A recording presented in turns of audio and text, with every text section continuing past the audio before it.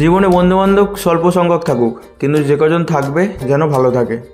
Radhe Radhe viewers, আমি Robin. Mainly আমি একটি কমার্স কোম্পানিতে কর্মরত এবং তার সাথে আমি জিম করি। আজ ছিল জগদ্ধাত্রী পুজোর অষ্টমীর রাত। আমরা বেরিয়ে বাড়ির কাছে সব থেকে সামনের পুজোটা দেখতে গিয়েছিলাম, বাট সেখানে গিয়ে জানতে পারলাম যে নবমীর দিন থেকে এখানে পুজো শুরু হয়।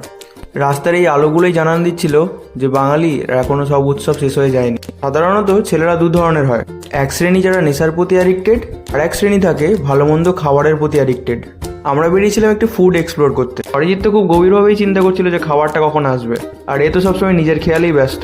আর আমরা দুজনেও বসে বসে একটু পোজ মারছিলাম। এখানকার এই ফেমাস আইটেমটাই অর্ডার দিয়েছিলাম, আর খুব তাড়াতাড়ি আমরা খাওয়াও শেষ করলাম।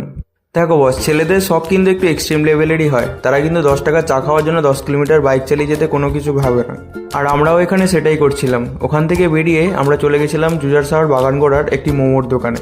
এখানকার মোমোটা নাকি দারুণ ফেমাস। দুজন স্বামী স্ত্রী যখন এক জায়গায় একত্রে